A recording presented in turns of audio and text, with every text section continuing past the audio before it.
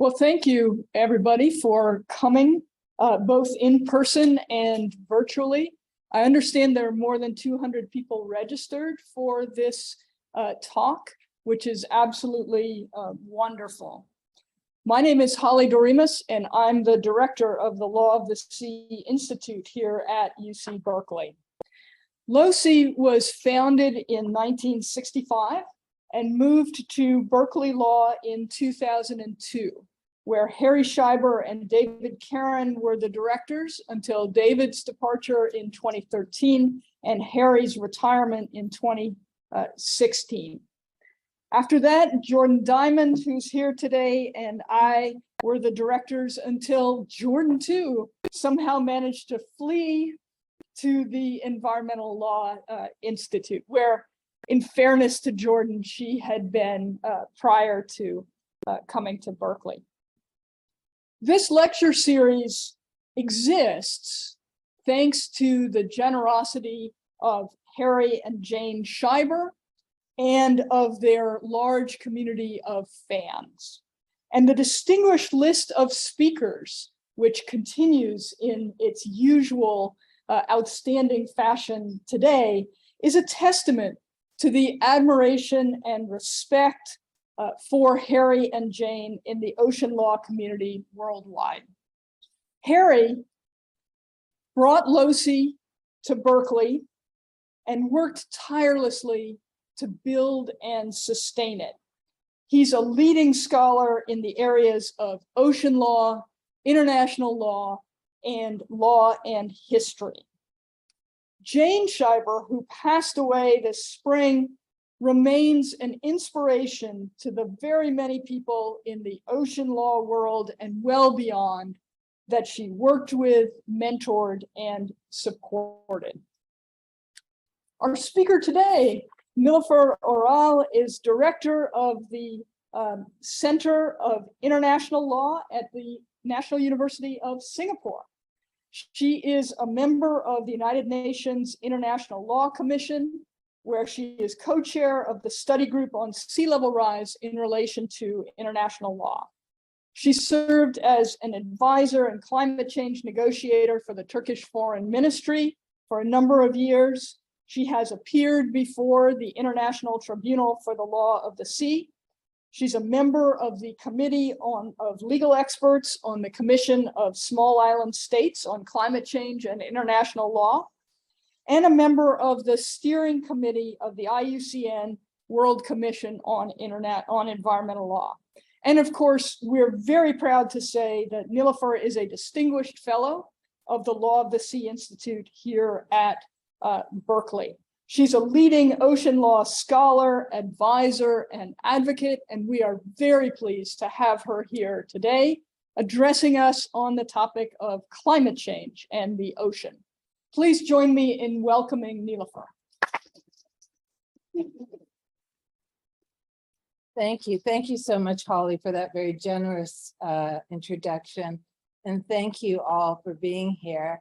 It's really a tremendous honor for me to have been invited to deliver the Harry and Jane Schieber Oceans Lecture today.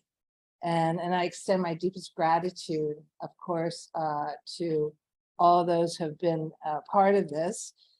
Dean Chemerinsky, of course, for his invitation, and also Holly, Louise, and Kiki, the team, for all they've done to make this possible, and all of you for actually coming here. So I thank you all, and my friends, some who dare I say, we went to undergraduate together some decades ago here.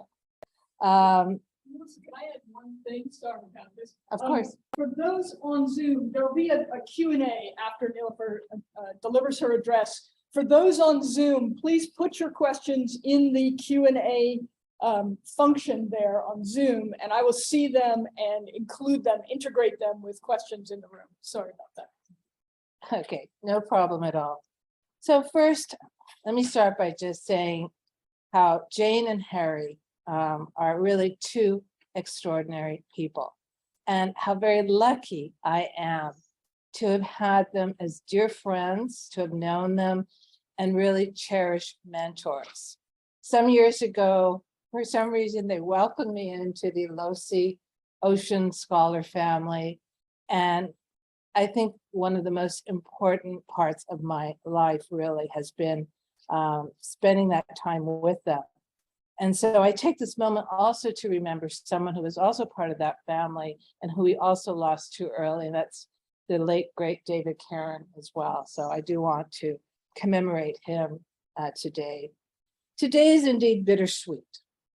So on December 27, 2021, Jane Schieber wrote me a message, and she said, "We are so excited you will be the Schieber lecturer."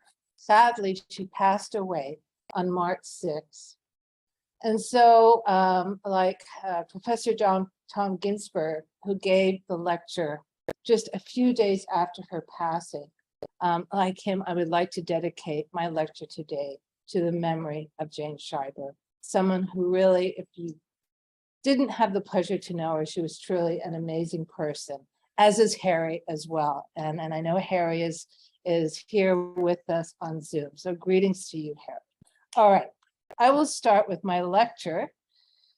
And I hate to say it's a bit of a doom and gloom lecture, as the title says, climate change and the ocean, should be ocean really, there's one ocean, but we sometimes say oceans, an existential challenge for international law.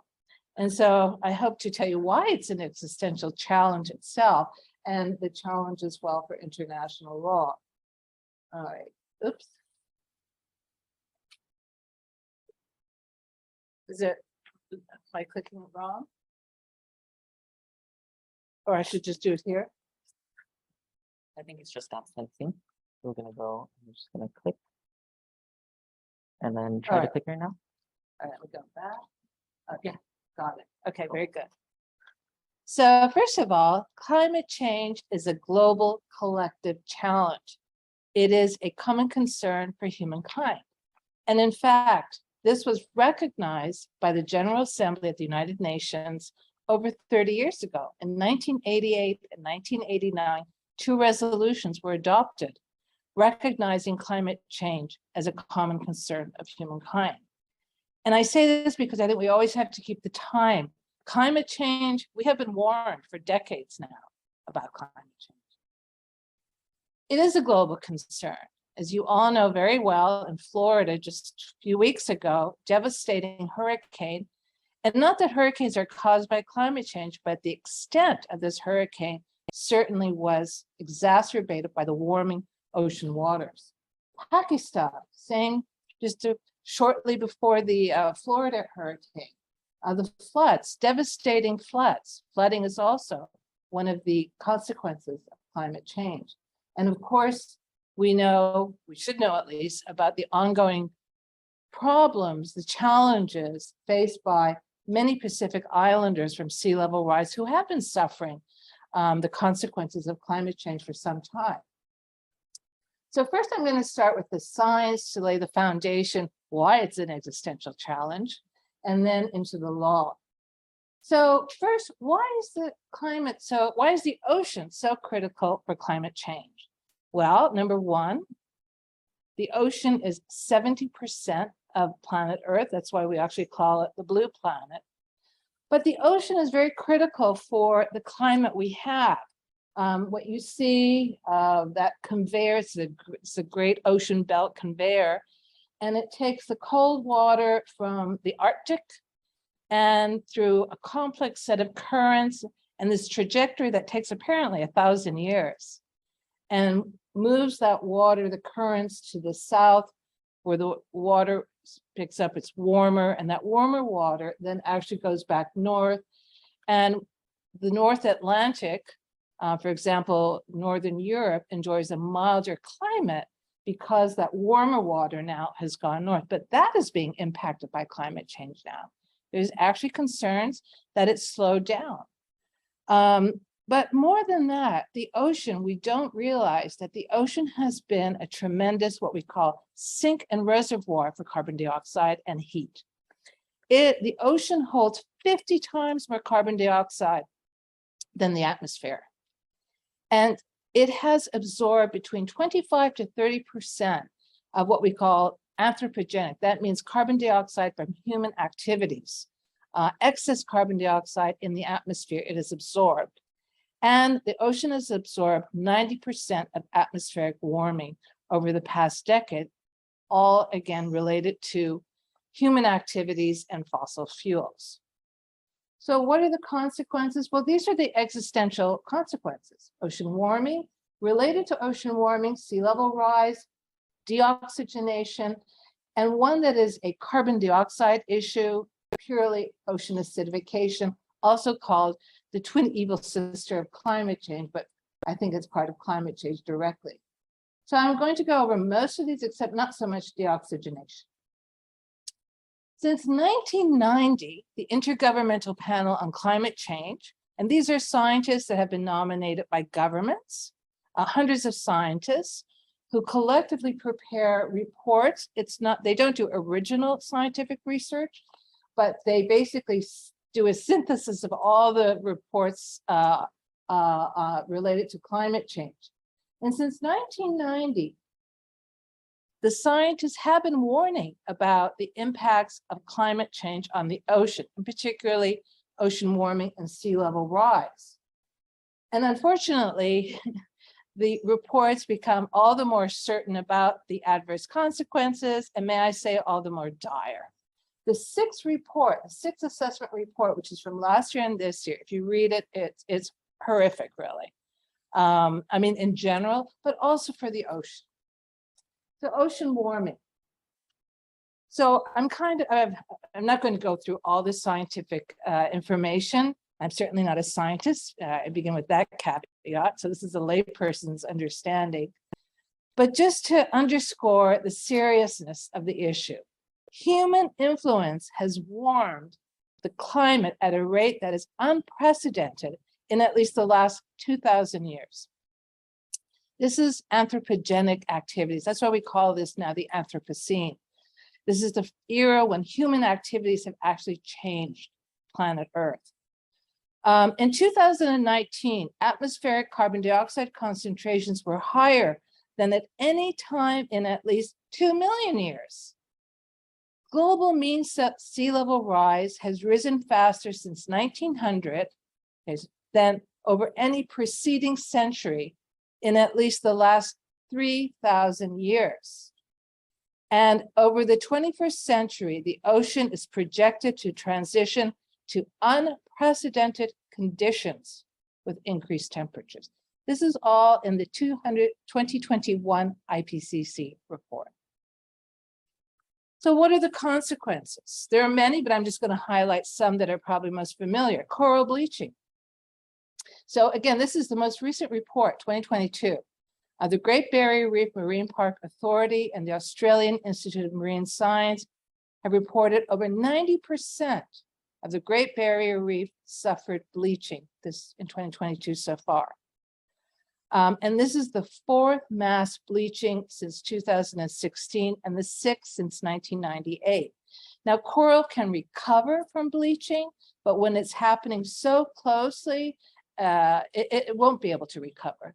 And we all know that the coral reefs are under extreme threat from climate change.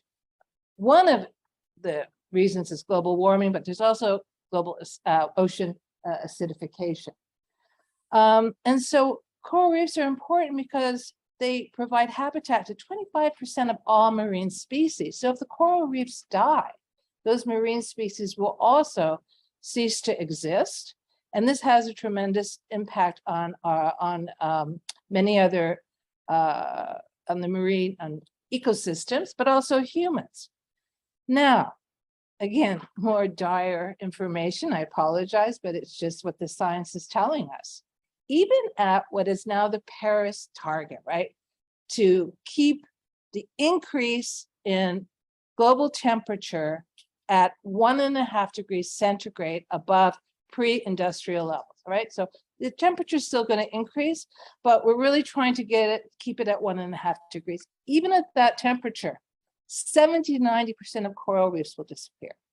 Projection, right? This is a scientific projection. At 2 degrees, which is also the Paris Agreement, virtually all. This also has an impact, global warming has an impact on fisheries. Over 500 million people, and again, this is according to the Food and Agriculture Organization under the UN, depend on fisheries and agriculture directly or indirectly for their livelihoods. 3 billion depend on fisheries for their nutrition. This is an issue, what we call food security. But ocean warming is having a negative impact on fisheries, from their ability to spawn, to survive, their size. And something else that's coming up that I'll talk about is fish migration. And here's a table, you can't see it, but I'll just tell you basically the top 10, of course, that are most vulnerable to ocean warming and the impact on fisheries are those countries that are the most vulnerable, least responsible for climate change, and the poorest. But the rich countries also are being impacted. And again, I think we have to draw this all into practicalities. So in 2008, the UK, Ireland, and Norway, they had traditional fishing grounds for mackerel fish, right? A fatty fish that depends on cold water. But because the North Atlantic is warming, and this is not just that region, Portugal as well, with the sardines, but the mackerel decided to migrate north towards Iceland, where they didn't have mackerel. And suddenly they had this huge bonanza of mackerel. Well, that didn't go over very well with the UK and Norway and Ireland, and it created a very serious political dispute. And for those who are familiar with law of the sea, we all know that fisheries disputes, there's a long history of fisheries disputes, and a lot of the law of the sea has been driven by that. So climate change and the ocean is also creating very high risk of political instability in relations among states. Because in a very recent study, 2022, this migration is going to continue. There is a shifting in the distribution of shared fish stocks between neighboring countries. And according to this study, by 2030, which is not that far off, 23% of transboundary stocks will have shifted. And at least one, the EEZs, the exclusive economic zones, 78% will have at least one shifting stock. Okay, that's by 2030. By the end of the century, the projection shows an increase up to 45%. So this is something that policymakers have to take into account as well. I won't spend a lot of time on ocean deoxygenation, but it is also a very serious consequence of ocean warming. Basically, even though we don't think of the ocean as requiring oxygen and fish and marine life, but they do. And because of the ocean warming, it creates stratification of the waters, and this leads to losing oxygen or creating what we call dead zones, meaning there's no life there. Sea level rise. So sea level rise is the result of a warming ocean that expands, thermal expansion, but also because the glaciers, the Arctic, Greenland, and Antarctica are melting. So the Arctic is warming twice as fast as the global average. 2021 marked the 25th consecutive year that the Greenland ice sheet has lost more ice than it has gained over the year. So we're talking about some 300 billion metric tons of ice lost per year, just from Greenland and Iceland. According to the IPCC fifth report, it is virtually certain that global mean sea level rise will continue for many centuries beyond 2100. What they're saying here is that even if tomorrow the entire world would stop emissions, greenhouse gas emissions, we're locked into sea level rise for a long time. The only issue is by how much, and that's where it becomes important, whether we reduce our emissions drastically or we continue business as usual, high emission level. And sea level rise will impact 95% of the ocean area, and 70% of coastlines will be impacted. They already are being impacted. Again, no good news. Sea level rise is just accelerating faster. Greenland's melting faster. Antarctica's melting faster, tripled. The ice sheet in Antarctica, the melting has tripled the period of 2007 to 2016 related to the past. It's been in the news, Greenland's melting. And of course, if you watch what's happening in Antarctica, and for the scientists, this is the scary part, is Antarctica. This is the unknown variable. And already, this is one example. There are other glaciers that are breaking up, and yes, that's normal, but the Thwaites Glacier, the size of Florida, has collapsed, and they're very concerned it could melt in 5 years, which could add a significant amount of water to sea level rise. Anyway, projections, they make different projections. I think the IPCC is actually conservative in its projections. So before it was under a meter, now it's about a meter and 1.1 meter projected in the high emission scenario by the end of the century. But there are other very credible studies that show even more sea level rise, and it varies regionally. We know that, for example, Southeast Asia, the Pacific region, are going to experience much more sea level rise than, let's say, Finland, right? Because they're closer to the Arctic region.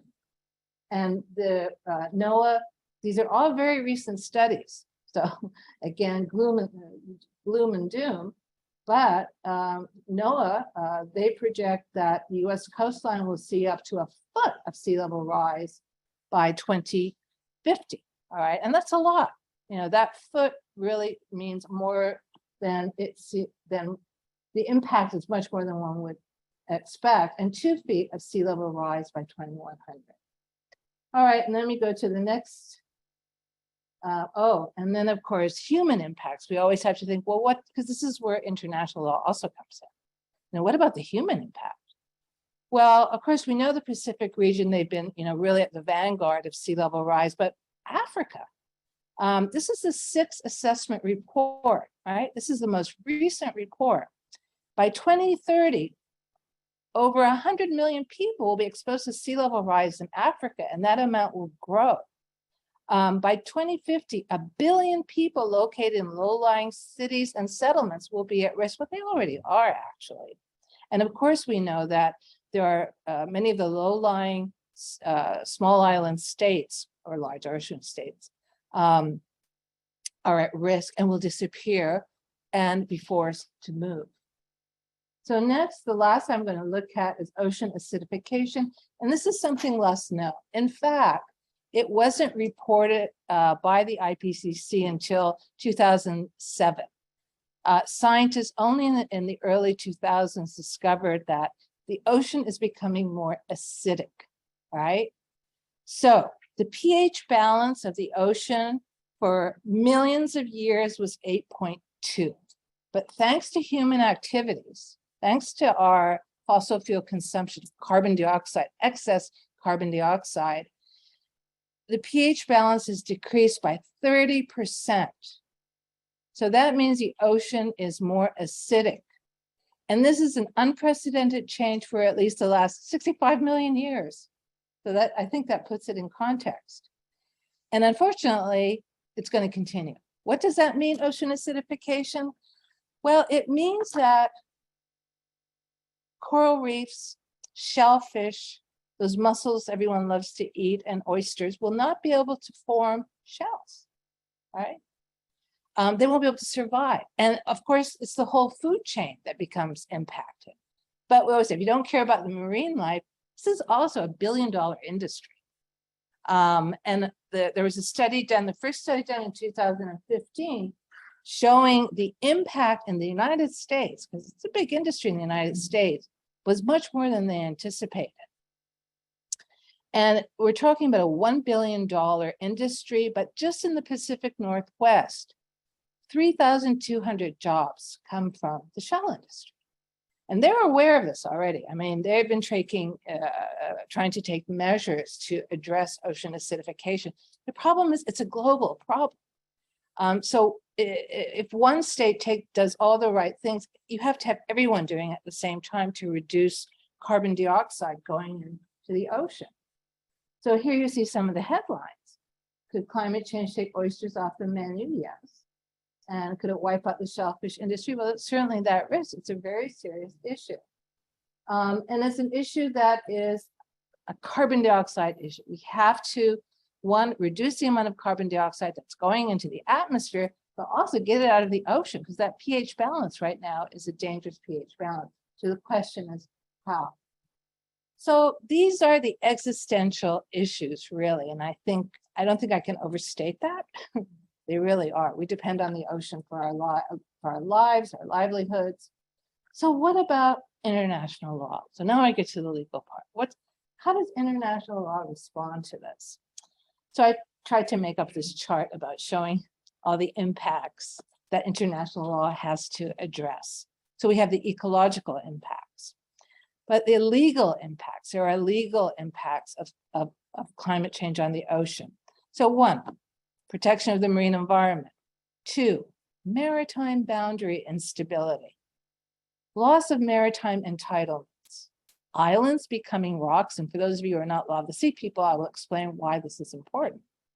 Loss of statehood and displacement of human communities. So there are two fundamental overarching regimes in question. I mean, there are other instruments as well, but I'm really going to focus on these two.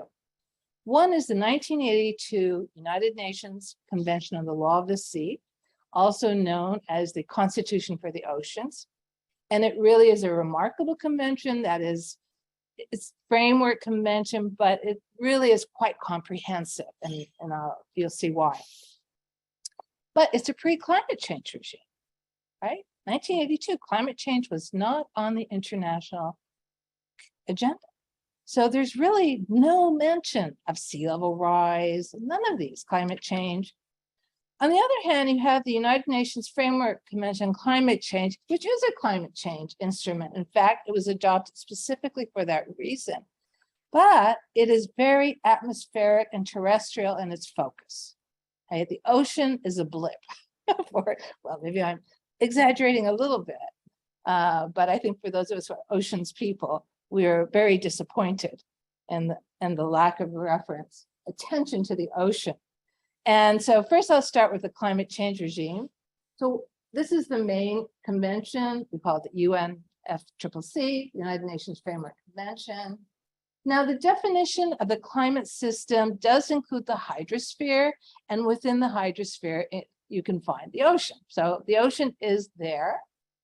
The objective of the UNFCCC is basically the ultimate objective is the stabilization of greenhouse gas concentrations in the atmosphere at a level that would prevent dangerous anthropogenic interference with the climate system.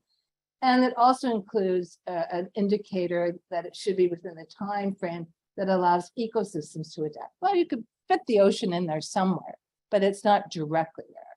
The only place we find the ocean is in Article 4, Paragraph D.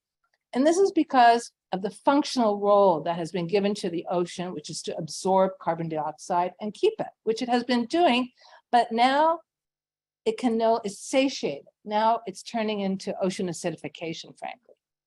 But here, so it's addressing that we should promote management, conservation. What about the Paris Agreement? The Paris Agreement does make reference to the ocean in the preamble, great. But when we look at the objective, it's a temperature objective, right? 2 degrees, but do our best to get to 1.5 degrees above pre-industrial levels. What does that mean for the ocean? It's indirectly, of course, it's important. It will impact the ocean, but not directly. So that's about it.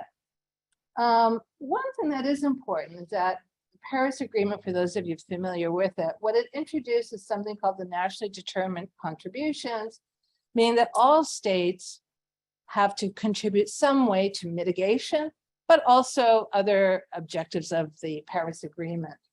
And so in the first batch of NDCs, it was very heartening to see that 70% of the states included the ocean, right? They included adaptation mostly of the ocean. And next year, there's going to be the global stocktake, which all of this is going to feed into. I actually had a diagram of the global stocktake, but it's too complicated. The question is, okay, where is the ocean in all of this? Well, it really isn't there. Everything in the ocean is quite informal. I'll go back to it. Let me just show you. So finally, remember now I said 1990, IPCC was talking about ocean warming and other ocean issues and sea level rise. Finally, in 2017, the ocean is now being streamlined into the process, but it's still very informal. It's under, they started the ocean dialogues, which is great, but it's informal. So we don't have official mainstreaming. This is streamlining, but mainstreaming into the ocean process, but it's a beginning. Oops, I think I got stuck again. Kiki, can you help me? I was going to go back. Sorry. But I was going to show you, and in fact, I can just tell you. So the NDCs, the bad news is that the current NDCs only tally to a reduction of global of temperature warming to 2.4 degrees. So that is not even anywhere close to the 2 degrees upper limit of Paris, and certainly very far from the 1.5 degrees. Oh no. Bad news. Yeah, check out real quick.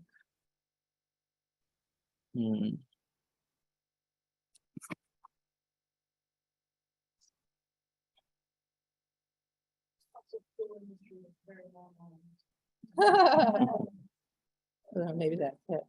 Let's see. Okay. Is it working now? No. Can you escape? No. Oh, it's completely stuck. It's completely stuck. So we're just gonna have to see if it comes unstuck at any point.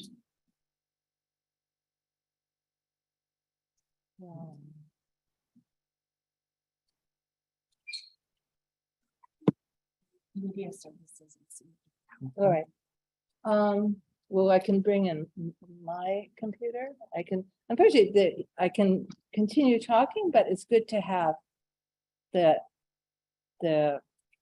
slides. Because next I was going to talk about the Law of the Sea Convention. And I can, so I'll just continue as best as I can, and then we'll try and get the slides.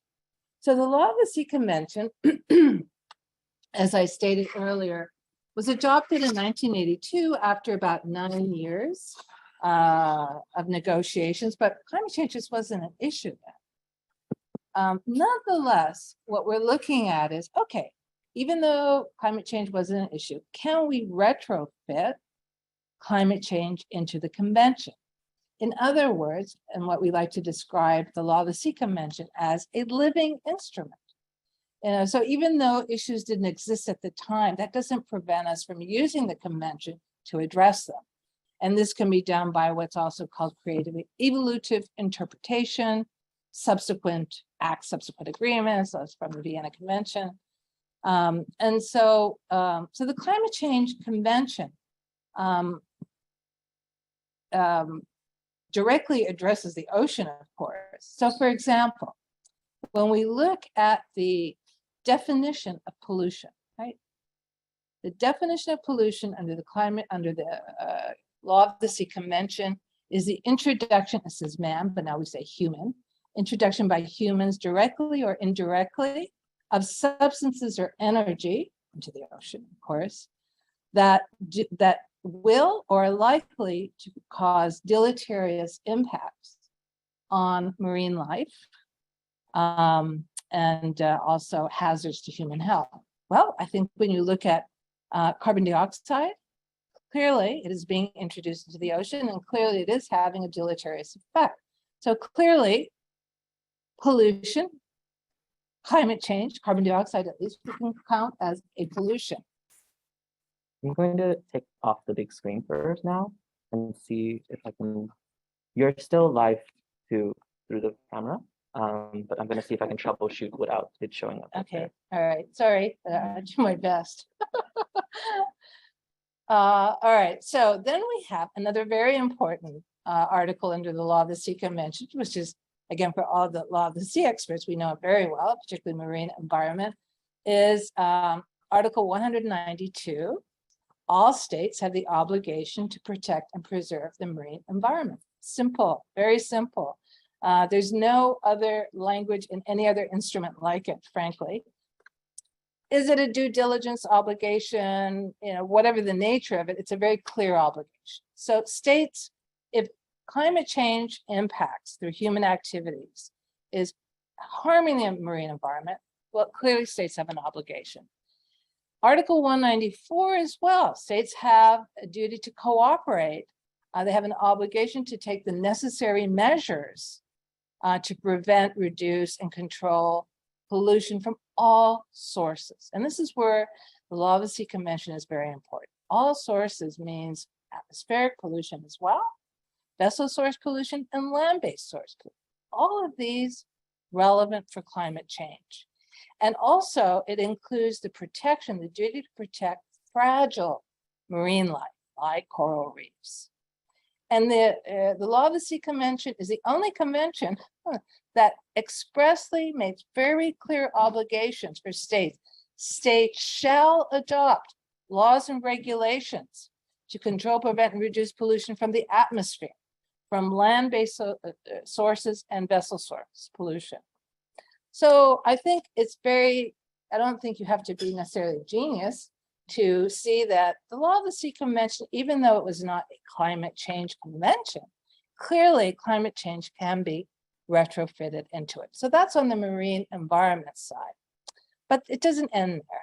There are still issues that we have to deal with. And one is sea level rise. And again, I don't have my diagrams, but I'm gonna just have to do my best to explain to you. So sea level rise creates a conundrum for particularly low-lying coastal states. And again, if you're not a Law of the Sea person or into maritime boundaries, under the Law of the Sea, one of the very important contributions of this convention were all the maritime zone entitlements that it gave to states.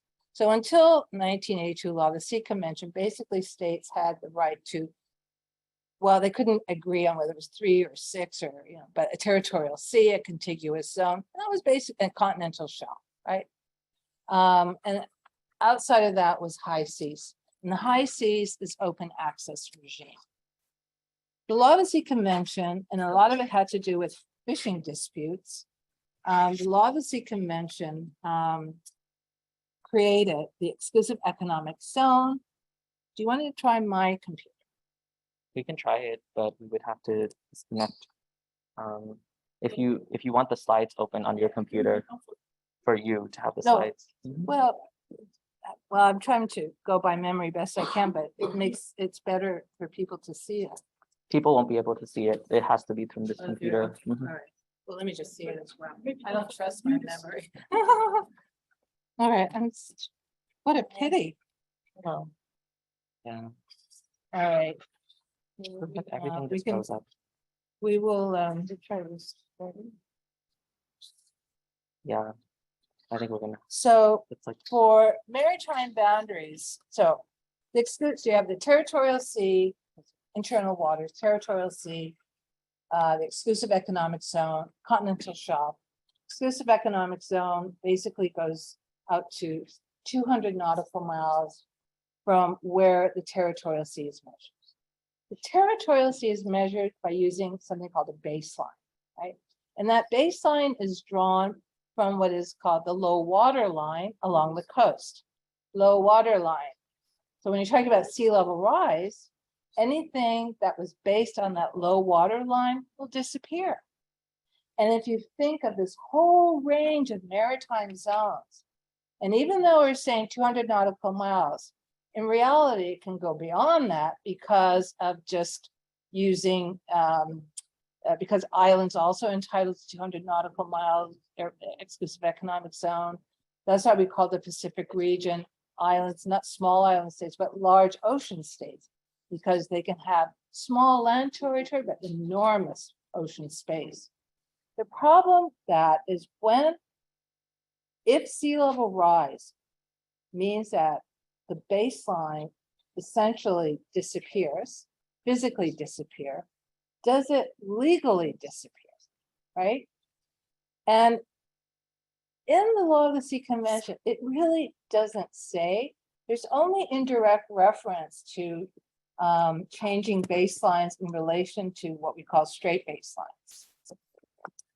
Otherwise, the Law of the Sea Convention is not really that clear, at least for Chris, there's a difference of view, I have to say.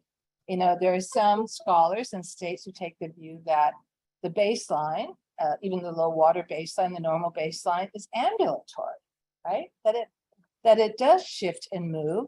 But more important than that, is there a legal obligation to actually change the baseline? So that's really the key issue. And it's not clear. I take the view that, and others do as well, that the Law of the Sea Convention has not addressed this issue.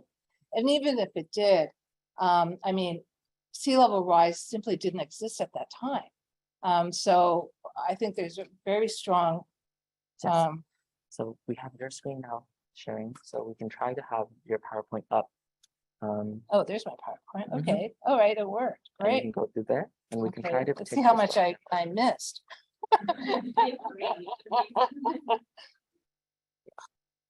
Oh, okay. Well, this is the part we do have to have some, all right. Thank you. Mhm. All right. Okay, here we're, Right. yeah, you really need photos. All right, so look at the maritime boundaries and zones that I was explaining. And these are, where you see here, the base point. Oh, you know, the rise means that will disappear, and the land and the sea, the sea is moving inward. So, and you see here, this is really great, where the sea will be 2030 and 2050. Well, what happens to those baselines and base points?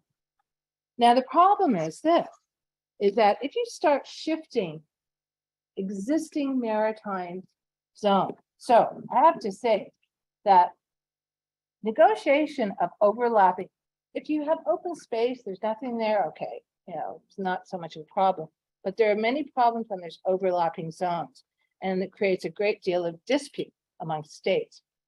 Thank you. And it can take years to resolve this and come to an agreement. And even if not, surveying is a very costly process to survey and determine your baselines and maritime boundaries. So if because of sea level rise, we're going to start playing with this, meaning that suddenly boundaries become subject to challenge, this also raises issues of legal certainty, predictability, and stability. We talked about the dispute with the migrating fish. We're opening up again a Pandora's box. I mean, this is my opinion, but others share it, that if you have maritime boundaries that have been lawfully established and recognized, and now because of sea level rise, they're going to be challenged, this really will lead to a great deal of problems. And what this means as well is that but the shifting of the maritime zone, in my view, the most serious one, but I'm not a hydrographer, I don't know exactly how much the shifting will impact. But the difference between the exclusive economic zone and the high seas could not be more diametrically opposed. High seas is open access, freedom of navigation, freedom to fish, yeah, subject to, there may be some, instruments, agreements. The exclusive economic zone means that the coastal state has exclusive sovereignty rights over all the fish, living, non-living resources, everything. What if part of that becomes high seas, right? So you can see that it's a problem. And these exclusive economic zones bring tremendously important revenue for states, particularly developing states. So for example, Micronesia, 94.7% of its exports are fish. So if suddenly states, and I don't know if you're familiar with IUU fishing to begin with, but you can see the temptation to want to challenge and say, well, now, you're your baseline should have changed. I mean, who's going to measure that? I may be exaggerating a little bit, but it can really create problems. So this is the big question for international law. It's a big debate going on right now. Are these baselines, well, even if they are ambulatory, can they be preserved? Can they be fixed, right? And in fact, we do see emerging practice that is fixing or preserving existing baselines and boundaries, and I'll talk about that later, because ultimately the issue is legal stability, certainty, and predictability. It's very important. Another issue, and again, what I'm raising to you are the challenges, because these are gaps in international law. Sinking islands, right? So what does that mean legally? And keeping in mind that, again, you have this vast Pacific region, and they're small land territory, but huge amounts of ocean space, and a lot of this is the exclusive economic zone. So under the Law of the Sea Convention, what is an island? It is a naturally formed area of land, surrounded by water and above high tide. Now, an island is entitled to all the maritime zones, including the very valuable exclusive economic zone and continental shelf, unless it is a rock.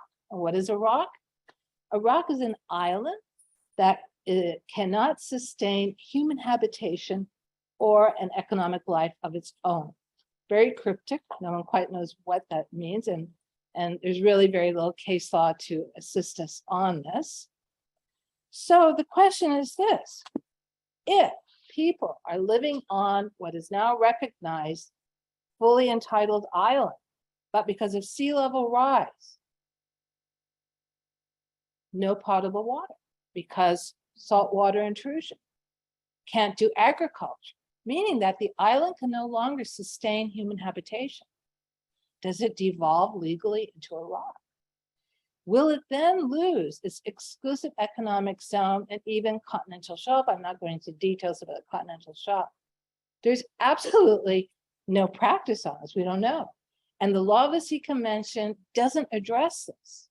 You know, the Law of the Sea Convention focuses more on creation of rights, but there's a gap there. We really don't know. And even worse, if it becomes a low tide elevation. A low tide elevation gets nothing. No, not even a territorial sea.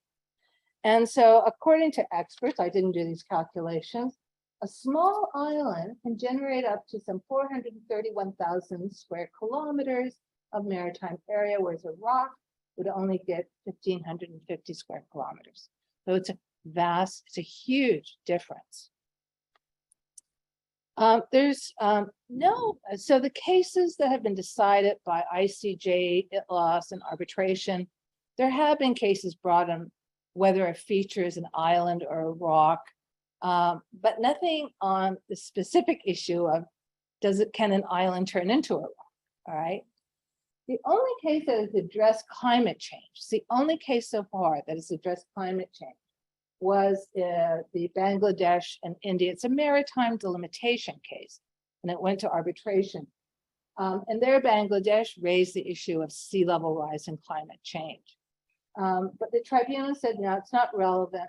What we're looking at is what's the situation right now, not in the future. But importantly, the tribunal said that in the view of the tribunal, neither the prospect of climate change nor its possible effects can jeopardize the large number of settled maritime boundaries throughout the world. So that's important. But this is one decision. This is one decision by an arbitral tribunal. So we see in the Law of the Sea Convention that there are many gaps and ambiguities concerning the status of baselines, whether there is a right to preserve existing baselines or outer boundaries. And the ambulatory baseline is really an interpretation. We'll see. And I just remembered one thing I did want to show. Oops, sorry. Hope it doesn't freeze up again. Let me just go to the very beginning. Okay. I want to show you.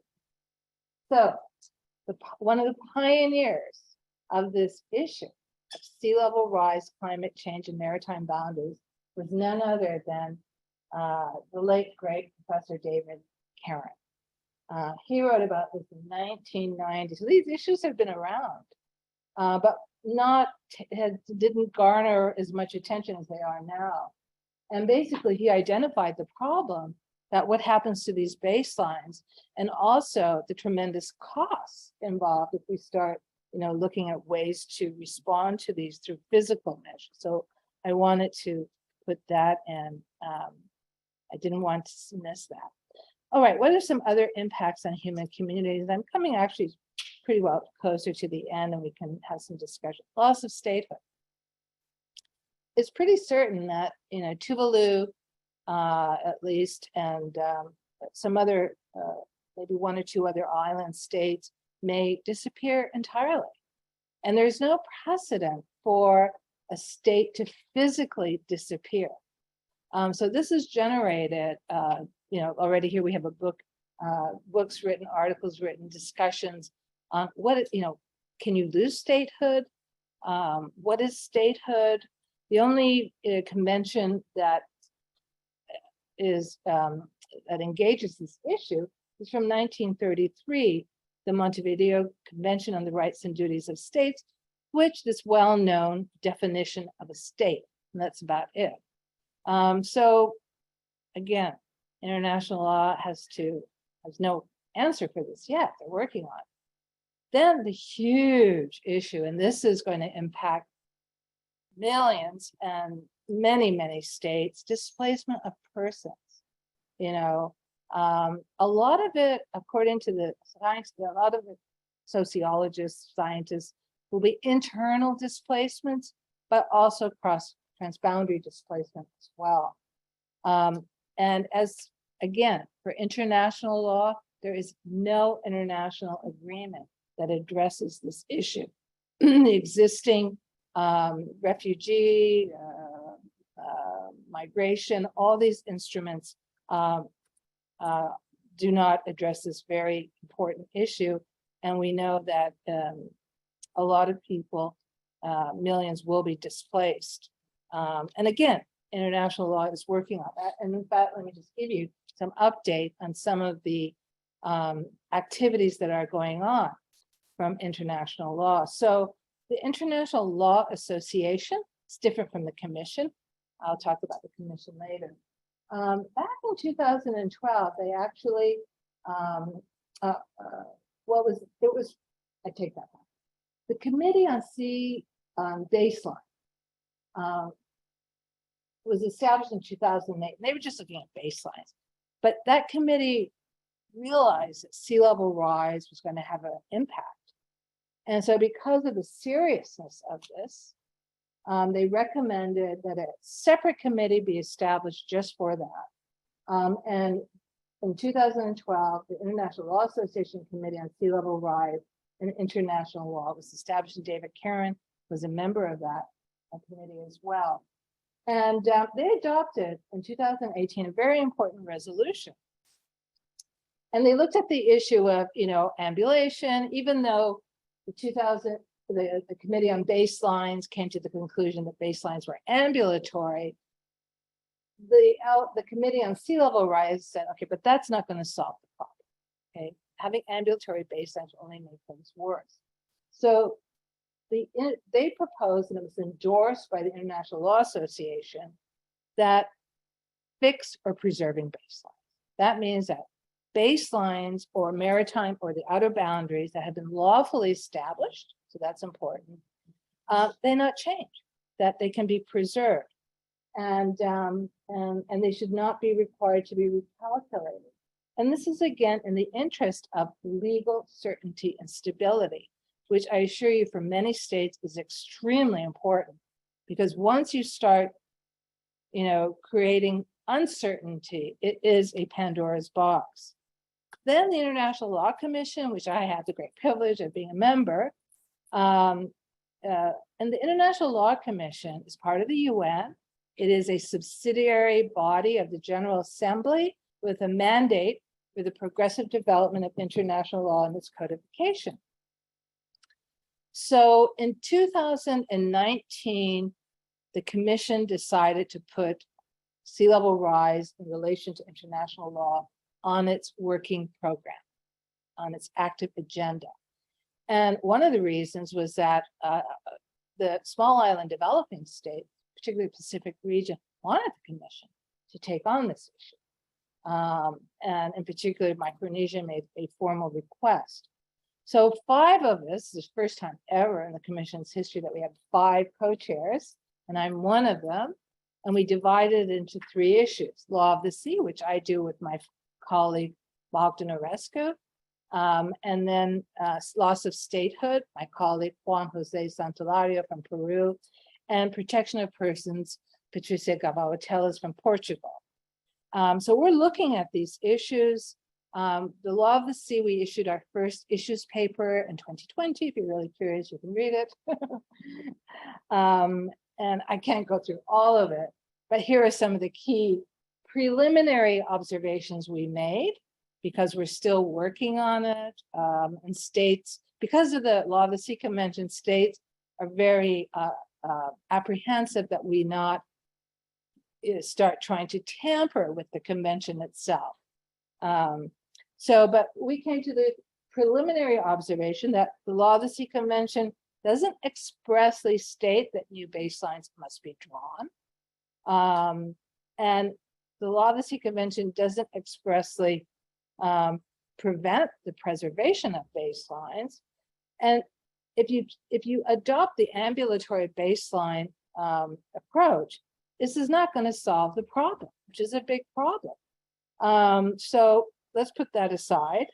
Also, the reclassification of an island could mean significant loss of maritime entitlements.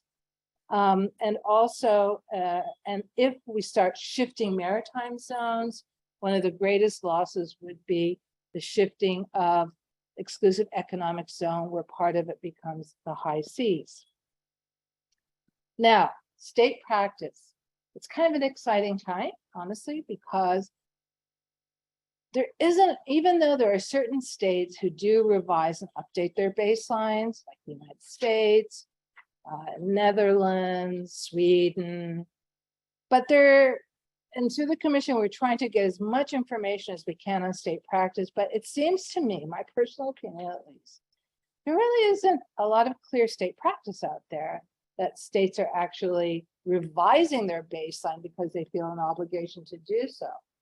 So we're seeing now emerging state practice, and very important, the Pacific Islands Forum in 2001 made a powerful declaration stating that, we as the members of the Pacific Islands, that basically once we've established our maritime zones and have notified them, we're not going to resurvey them. We're not going to change them. As far as we're concerned, they're established and will remain as is despite sea level rise. And so the reaction of other states is interesting. They're getting support. The US recently came up with a statement that was, shall I say, muted, not really against, not for, but I think everyone understands how serious the issue is. On the other hand, there are legitimate questions raised as well. Well, does that mean that if a new island is created, then, there's always a counter argument. But I think more important, the challenge for international law is, how do we address in a meaningful way these very, again, they are existential issues. I mean, they're about, livelihoods of people, of life on Earth in many ways. And so while international law is certainly not the only means, but it's an important one because it is the means whereby states act collectively. And that's why I said at the beginning, climate change is a global issue, requires collective action. It is a common concern of humankind. So we need to have international law being able to provide at least some of the solutions to it. Oh, yes. Okay. Recent developments, and I think I'm getting almost to the end here. So Vanuatu, if you've been following, Vanuatu has been spearheading an initiative to get an advisory opinion before the International Court of Justice. And I understand that at the end of October, that may be finalized. Mention was made about this Commission of Small Island States for Climate Change. I'm a member of the legal expert group. And it's a commission that was formed to address climate change issues, including seeking an advisory opinion from the International Tribunal for the Law of the Sea. There was a very important decision, first time for the Human Rights Committee at the UN, took a decision upholding, basically holding a state, in this case, Australia, responsible for its failure to take the necessary adaptation measures against sea level rise in violation of the petitioner's human rights. And you know, we have the first time ever a special rapporteur on human rights and climate change. So conclusion, no conclusion, because it's an open question, but I end with, remembering dear Jane, a wonderful, brilliant person she was, and so thankful to Jane and Harry that they established this lecture series, and I had the great privilege of speaking today. So thank you so much.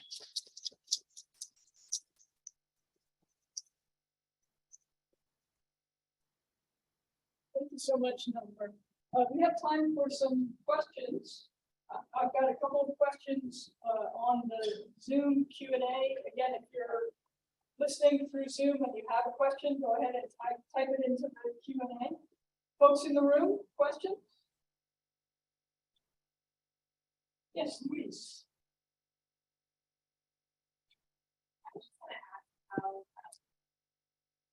How does this discussion overlaps or intersect at all with loss and damage discussion? Yeah. The loss and damage discussions that are happening at the UN, particularly the UNFCCC under the climate change regime, doesn't directly address these issues, but certainly, I mean, it would have to be part of it, would absolutely have to be. But as you know, there's a great deal of disappointment by states and the loss and damage. There's not a lot of advancement being made on that. Will that be an issue that comes up through the advisory opinion? We'll see. But absolutely, I mean, this is a big loss and damage from sea level rise. But also, again, when we look at what's happening with marine living resources, will that be accounted for? We'll see. Let me take the moderator's privilege from asking. This is really outside of what we talked about, but I'm wondering if you could say a word about the role of and what Law has to say about that. I thought that might come up because we didn't really talk about the solutions, and geoengineering is a big one. And we know that it all started off with the iron fertilization experiment when a company decided to dump, I don't know, tons of iron into the ocean. The idea that it would, absorb carbon dioxide and sink and and the result of that was that it ended up going to the IMO for the London Convention on Dumping. And so at least for that, when you're trying to use the ocean, they did come up with a framework. And one of the issues is what's scientific experiment, what's dumping. So we can't discount geoengineering, actually. I mean, given that the seriousness of the issue, when we need to decarbonize the ocean, and that's different for me than using the ocean. There's a whole trend now about carbon capture. And that's for fossil fuel industry, actually. And then they want to dump it basically into the ocean, carbon capture.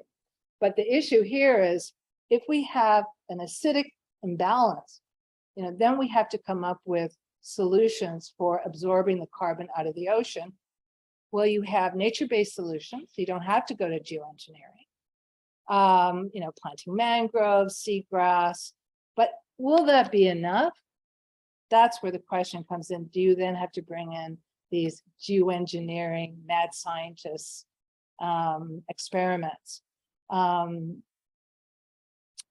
You know, I can't say no. On the other hand, we have to be really careful because unless we know what the impact is, I know we have the BB&J agreement being negotiated. One of the sticking issues is the environmental impact assessment. You know, and you would definitely have to do that for geoengineering in the ocean, to have an environmental impact assessment, precautionary approach or principle. So it's complicated, basically. So yes, but how? How will we do it? You don't want to have the consequences of geoengineering outdoing any benefit. So I wouldn't discount it, but again, there are a lot of questions that go with geoengineering. From the Zoom, you talked about the maritime boundary limitation between states, but changing baselines will also affect once the areas of the high seas and the areas subject to authority of the that how will sea level rise affect those limitations, and what do we know about how that? Well, sea level rise. So sea level rise, the only way that sea level rise would impact the International Seabed Authority has to do with the continental shelf. And the continental shelf, so you have, you know, everyone, the 200 nautical continental shelf, but then you have what's called the extended continental shelf. And it's that final boundary of the extended continental shelf, which frankly will take years to determine because of all the submissions made, will delineate permanently the authority of the International Seabed Authority. But the seawater, the water column above is high seas. That's not subject to the International Seabed Authority. So in that sense, it won't have an impact, if I understood the question correctly. More questions in the room?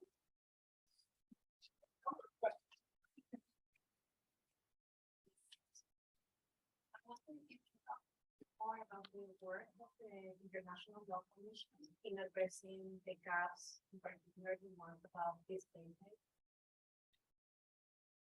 Thank you very much. So that's my dear colleague, Patricia Gavauatellis. She and Juan Jose Santolario just, they completed and submitted their report, which was discussed in the commission this year.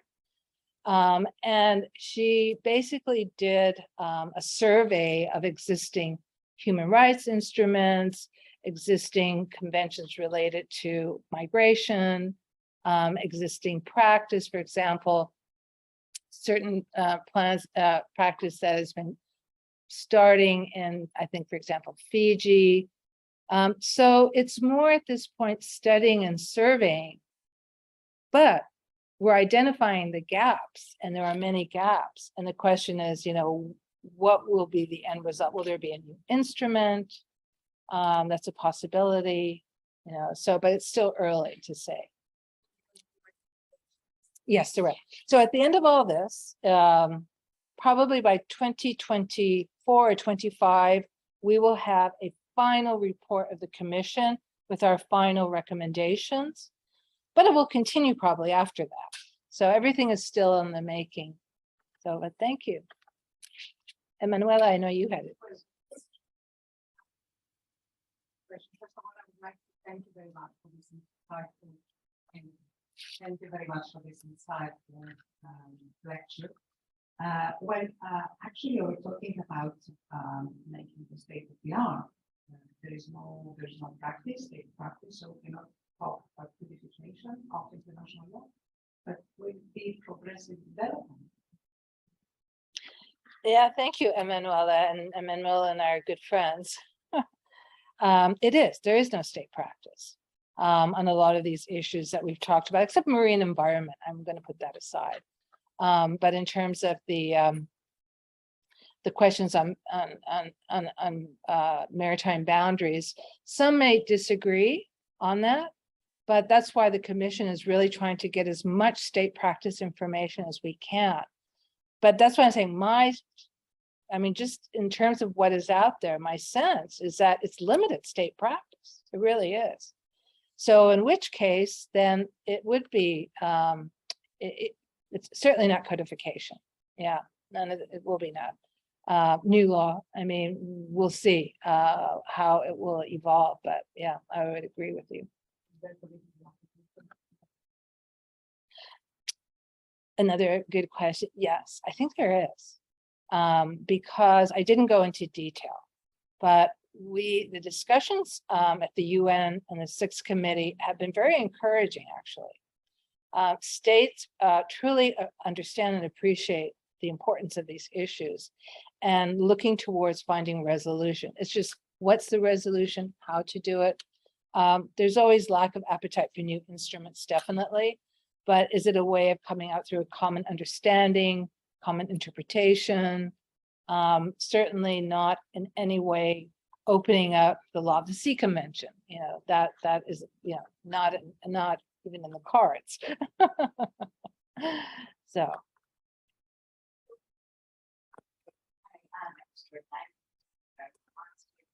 Paul, thank you so much for this lecture today. For everyone that I'm the Schieber like you history celebrated. Just on you, Judge Travis, Professor Roman Long, last year.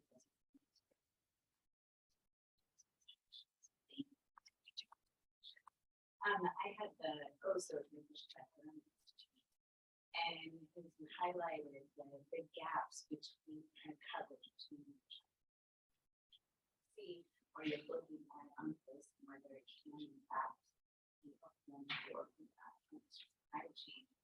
Is there a need or a wisdom revision, not representing fiscal mining, but is there a need or benefit to having institutional the way we looking at shipping on the oceans or moving to that right there? Is there a desire for let's say economic who could help to centralize some action, looking at all the areas.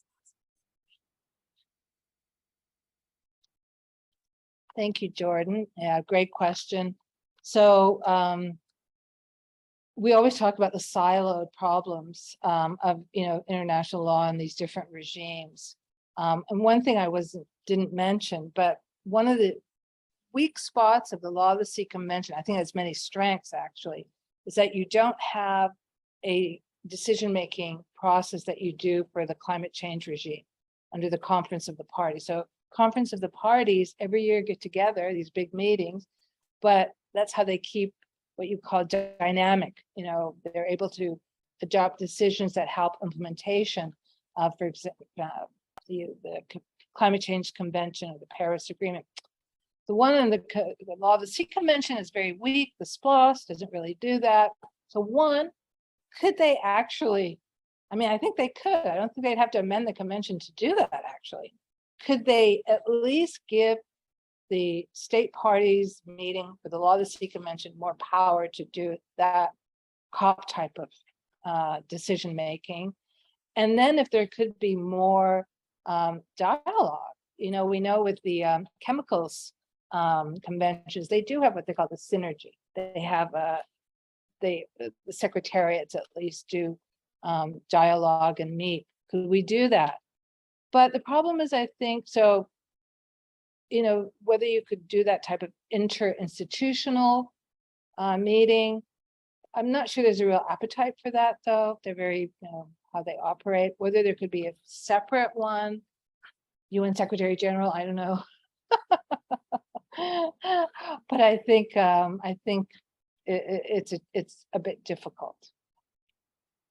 Well, we could obviously talk about these issues for much, much longer, but we're out of time, I'm afraid.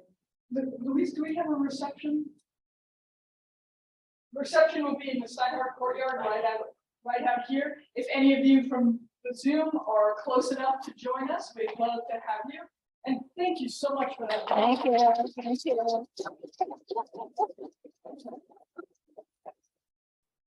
Sorry for all the bad news.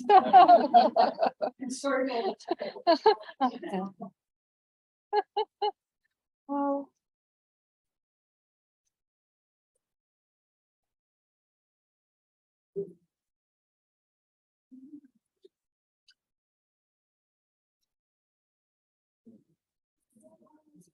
Oh,